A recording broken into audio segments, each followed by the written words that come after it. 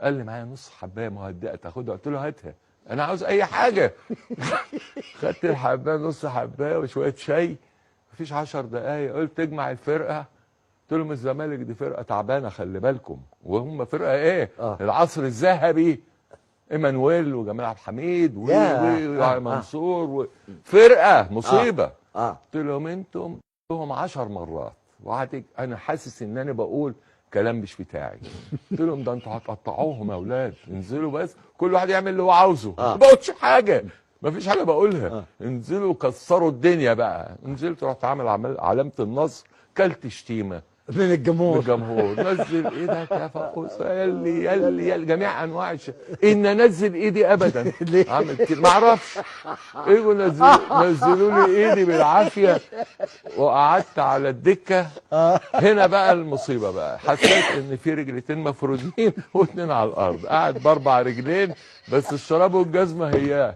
هو ما غيرتهمش، انا ما غيرتش اللي على الارض. والله يا كابتن سيد كده. مش سيد مظبوط ولا بخرف واديك اسم تاني؟ ما انت عارف مخي مش متظبط. لا زي الفل. سيد علي صح؟ لا تمام ماشي. ماشي الحمد لله. كلنا 3 اجوان في 10 دقايق، وكل جون يدخل فينا اقوم اسقف مع الجمهور. فرحان قوي بالاجوان في فريقي. لا بقى يا كابتن، قلت لهم يا كابتن هزعل 80,000 عشان كنتم اتقطعنا. المهم واحنا كان الجون حسن نصر ده من فقوس، هو غاوي يطلع يغزل الفراوده ومجنون. لا كان واد لذيذ قوي وحبيبي ابني يعني. المهم ايه، لقيته في نص الملعب بيغزل ايمن منصور، وايمن خد الكرة والجون فاضي. انا قلت له ازيك يا حسن؟ قال لي انا ما شفتوش من زمان وهو لسه نازل. كان يوم هبل. واحنا خارجين قالوا لي الجون وحش يا كابتن. قلت لهم ليه؟ ما ماشي كويس. هو كل 3. قالوا لا ده كل 3. قلت لهم امتى؟ مش عارف حاجه يعني.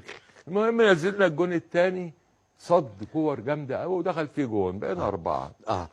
نيجي الصحفيين اتلموا عليا، ايه اللي حصل؟ قلت لهم فين؟ قالوا الشوط الاولاني. قلت لهم ماله كويس؟ انت جبت 3 اجوان. قلت له امتى؟ مش عارف، ما اعرفش انا. دي كانت حبايتي يا كابتن دي. طلعت صليبه.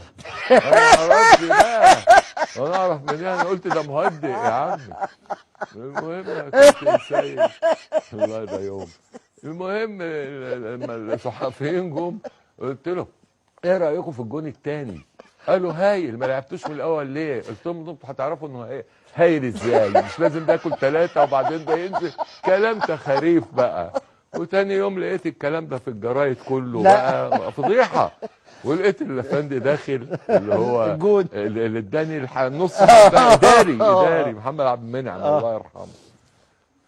سلمت عليه وبوسته وحضنته وقلت له بشكرك انك ما اديتنيش حبايه كامله، كنت اكلت 8 دي نص ب4 ورحت واخده قلم.